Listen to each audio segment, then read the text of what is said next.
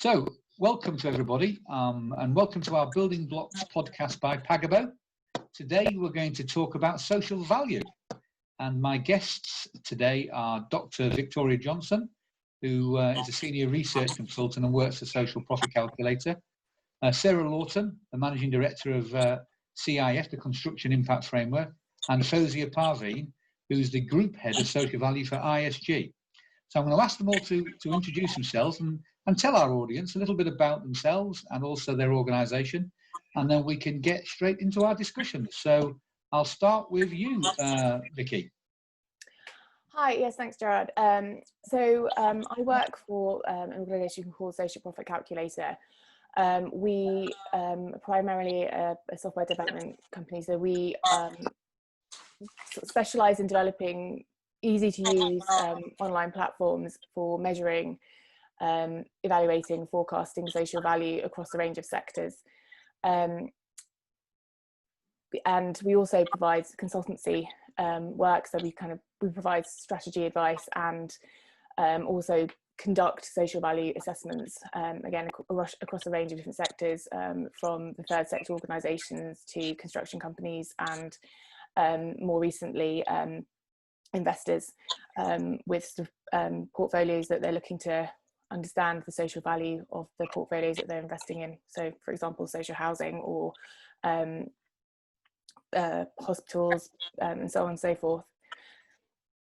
That's great. Okay, thank you, Vicky. Fozia, do you want to tell us a little bit about yourself, please, and your company? Yeah, sure. Hello, Gerard, and welcome. And good to be on the call.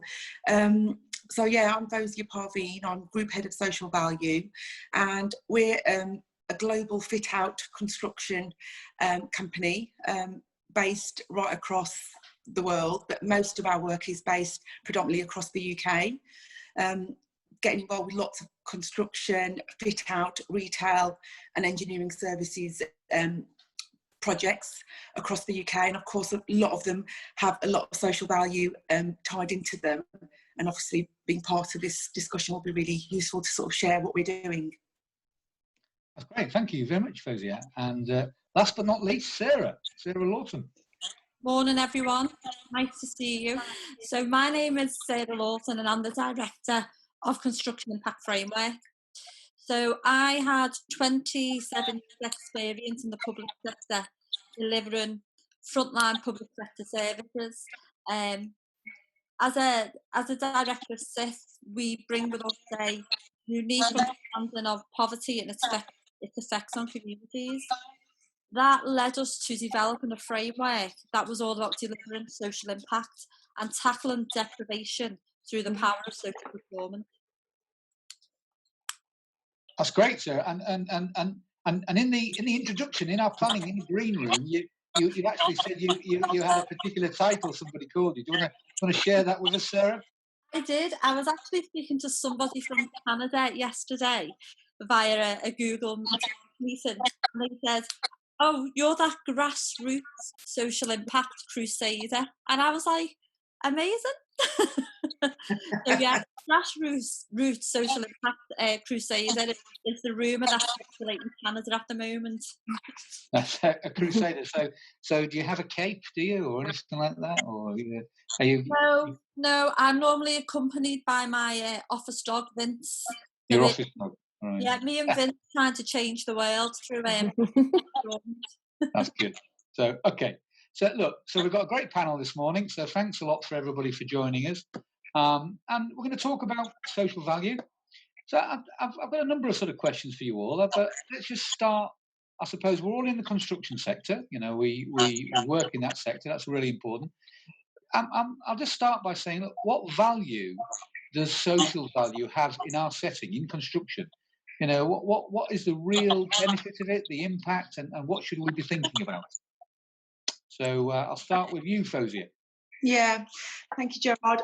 Well, I think it's really important. You know, wherever we are going into an area, obviously there is communities around that area. There are local people in that area.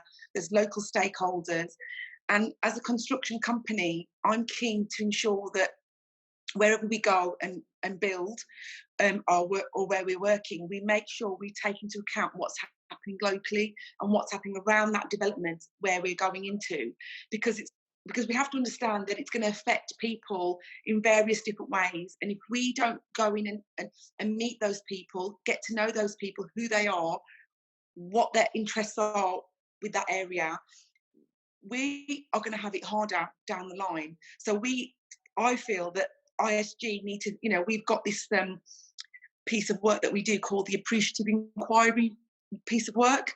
And what we do is, before we go into an area that we've won an area for to go and build on, we will go and do some research in that area, look at the key stakeholders in the area, find a little bit more about those people, those communities, the local schools, talk to the local council, etc., and get a real picture of that area, and then work with the local communities to help support them as we're there in that development. So for us, I think it's one of those areas that is growing in terms of social value. It's an area that's becoming increasingly important through public procurement, etc. So if we as a private company can think about that on the offset, it helps us to sort of have a better relationship with people that we're working with in the area.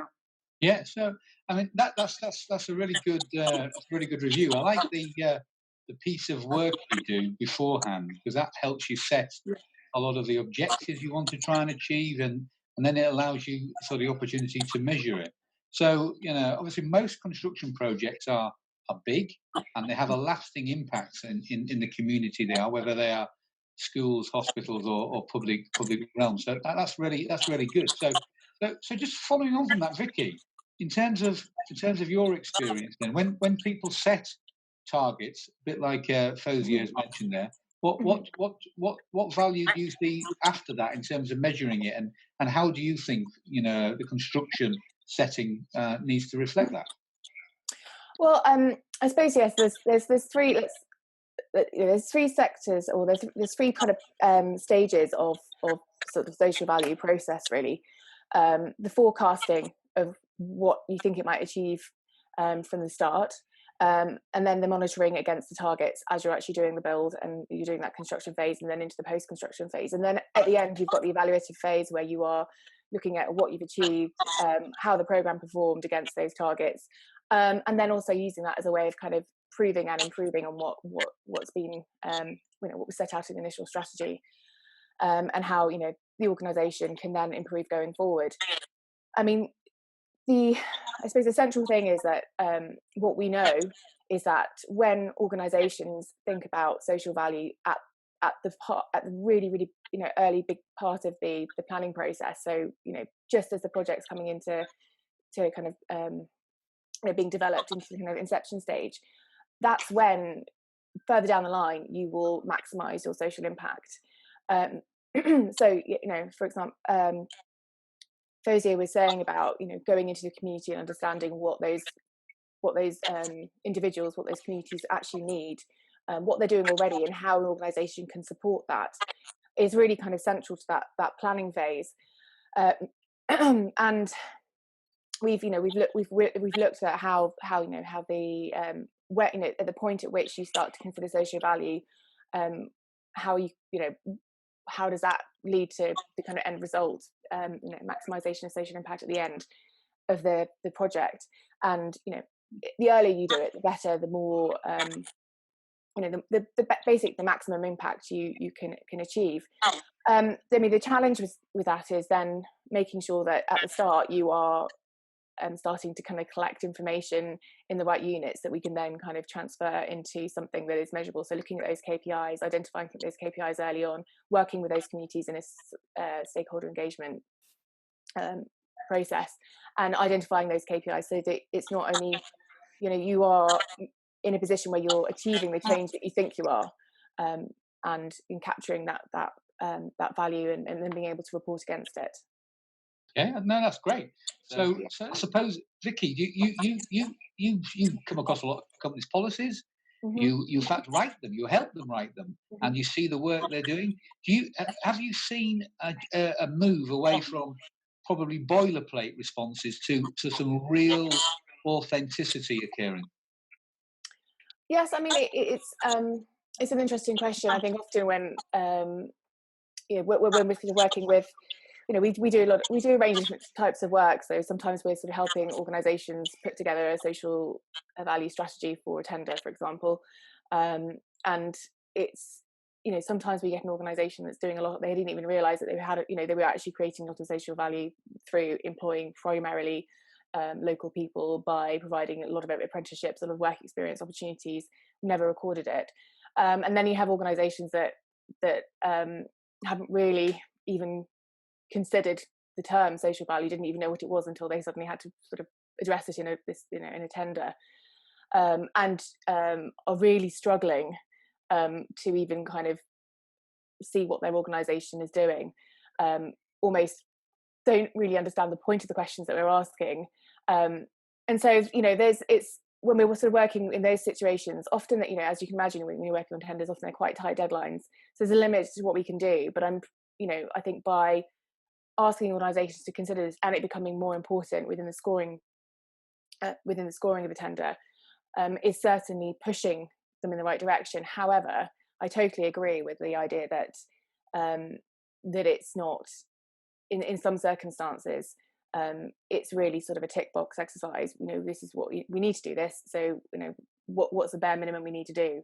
I think it's like any kind of diffusion of ideas.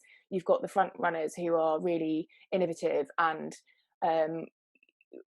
for whatever reason, predominantly from a leadership perspective, there's someone in that leadership position who really values and sees the importance of creating impact beyond just the kind of economic financial returns, and that's really central. And then you've got sort of other organizations which perhaps hadn't considered it. So in some ways we're really quite at the early stages of a culture shift, and I think one of the things that you were talking about was sort of standardization of methodologies. I think that would certainly help. There are guidelines and different frameworks, but I think a consistent approach to social impact reporting would be definitely a really positive step. One other thing which I'll sort of briefly touch on is that we are working with, particularly with the DFT at the moment, looking at how they're integrating social value into their web tag, which is the kind of the investment critical investment appraisal guidelines that they have for big infrastructure projects or anything to do with transport. And it's interesting that there's a kind of a willingness or a kind of to integrate and start using social value within that framework. However, you're coming up against really quite institutionalized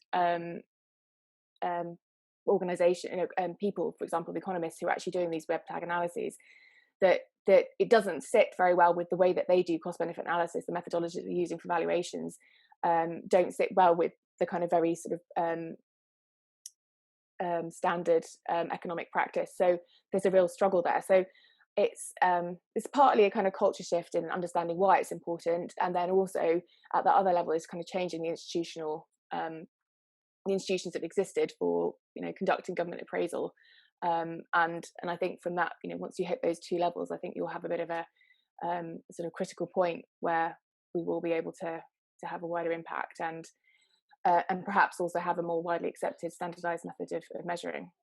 Okay. That's brought up a couple of questions which I'd like to ask Sarah, really. So Sarah, procurement. Now, you are a framework provider, so clients talk to you, they get you to work on projects, and you work with your supply chain. How do you question the suppliers? How do you ensure that there is the authenticity that you refer to? How are you making sure that procuring for value is included in the work you do? So I think the first point of our call for us to procuring for value starts with the client, actually, because value-based procurement is critical to deliver any type of social value or whole life cycle value.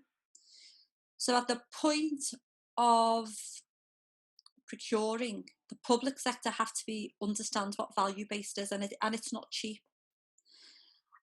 And in terms of the wider picture of social value, if you procure cheaply, there's a saying in Liverpool: buy cheap, buy twice. So that's the first warning. But actually, it's the wider social implications. So if you're driving down a contractor's costs, how does that feed into the supply chain? Are you feeding into modern day slavery? Are you unaware of the impacts of that?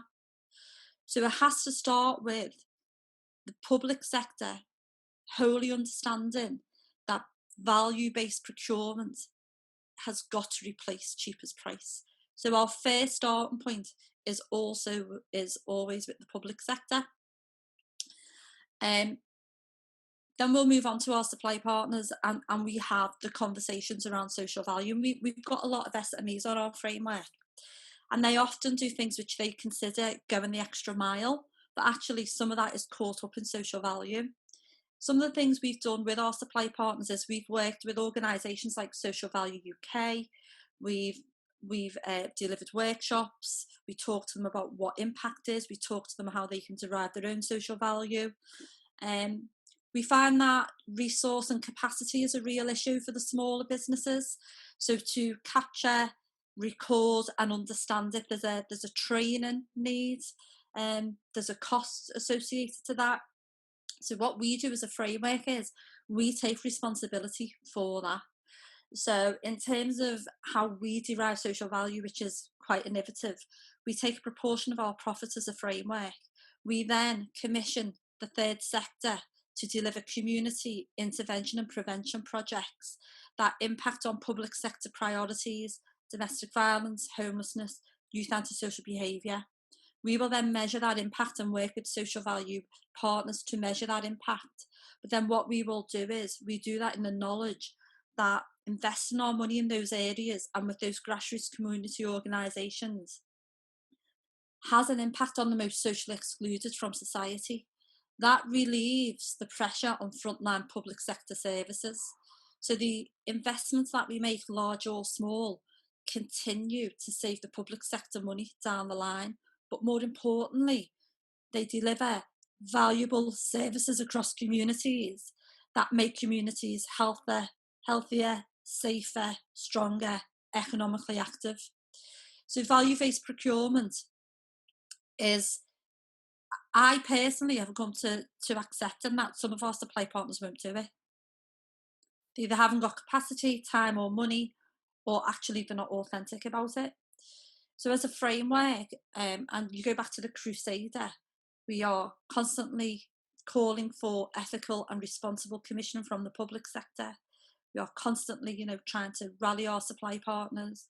We will put on workshops for work with social value partners. We share our social value and impact stories. So we do whatever we can, but I would say it's been a very challenging journey for us because we are in that transition where we are trying to create something new. We are trying to create a industry and trying to push it down the road to social thinking. But within that, there is real opportunity for the construction industry to grasp this and actually be pioneers themselves. And I think that is so beneficial to the construction industry. Yeah. I think everything you're saying is absolutely valid there. I mean, the bringing it into the procurement and starting with the client and getting them to understand it is absolutely vital. So two final questions. I want to just get a view from Fozia on what's happened during lockdown, and then I'm going to ask you all to just give me a 30-second view of what you think social value in the future might look like. So it gives Sarah and Vicky the chance just to think about that. So, but Fozia, just give us a little bit of an insight into lockdown, please. Yeah, it's been obviously a new way of working for a lot of people, and not just us. The public sector, the communities, the schools, all our clients that we're working with, our stakeholders. And with this new way of working, everything seems to be more digitalised. We're doing a lot more Zoom calls. We're doing lots more Microsoft Teams, and there's still projects that we're working on. There's still targets to deliver. So for me, within ISG, it was about looking at how can we continue to support our communities by delivering those targets that were going to actually still be impactful and meaningful? So we looked just recently, actually, we just turned a project, an idea into a virtual idea, and we set up a virtual work experience programme. And we partnered with an organisation called Speakers for Schools, who have got some great links with schools across the UK. But we focused on some targets that we had to deliver on some of our London projects. And we partnered with this great organisation, Speakers for Schools, and who managed to get us, I think it was over 21 young people from the designated areas that we wanted to hit. Like, there was some Hackney and some Westminster students that we wanted to be part of those projects that we've got in those areas. And we had 21 young people that took part in a virtual work experience over a week. And they got to know a bit about the industry, a bit of talking heads of different business units coming on the call to talk about their journeys into the construction industry and what their jobs were about. The young people giving their feedback as to, you know, their thoughts on the individuals. And it was just a really interesting, innovative way of working with these young people, which actually, you know, towards the end of the week, the kids didn't want to come off the calls. They wanted to carry on. It was, you know, we really grasped them. We really engaged with them. And in some ways, it was making us learn from the younger people, because the younger people are so IT savvy, you know. And then there was we had our construction site manager talking to them about his role and what he does on site, and there was, you know, they were teaching him on how there's different types of apps and this and that, and it was really interesting. And so we're looking at virtual programs and changing things around into a virtual setting, but making sure that this work experience for young people can be translated into opportunities for different client groups, like women who are returning back to work, you know, giving them employability training sessions virtually. How can we support ex-military people? How can we support people with disabilities? How can we have virtual experiences for ex-offenders, for example, and how we bring them into our fold? So it's about looking at what we've done here, how successful that has been, and how we can turn that around to helping other client groups. Brilliant. I mean, that's a great insight into lockdown. I mean, I think it's all changed. All of us have changed the way we work, and it's good to see that social value has continued throughout that. So we're going to wrap up in a second. So, you know, very quickly, each of you, what does the future of social value look like? I'll start with Vicky. Yeah, so I think the future of social value is very bright, in the sense that, you know, with the current economic downturn as a result of the pandemic, you know, we're not in any recovery is going to have to really demonstrate that every pound spent of public money is really going to create a really kind of, you know, quite a lot of impact, social impact, environmental impact, and so on.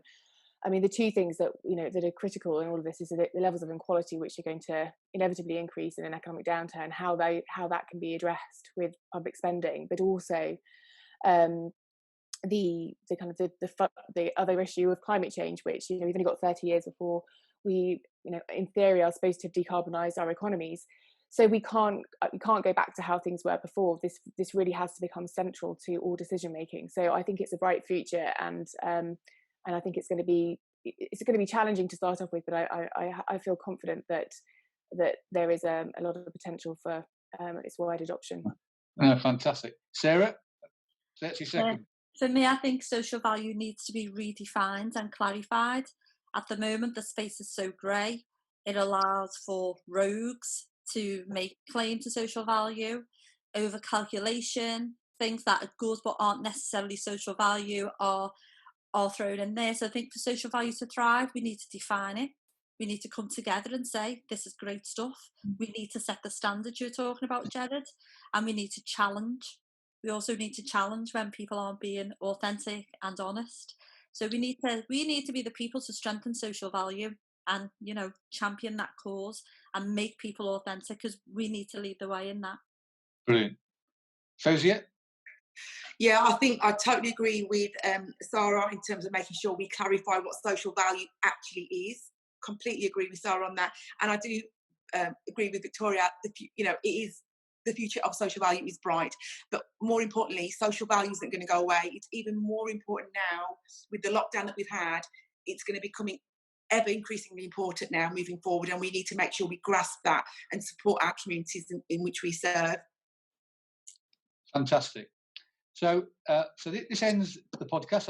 I want to thank all my guests. You've been fantastic. We've learnt a lot. You've covered a lot of areas, and I think there's some real good takeaway points there. The investment we're going to have to put into the economy is going to be extremely high and very important. So, getting the value for money from every pound is vital, and I think the points have been made today.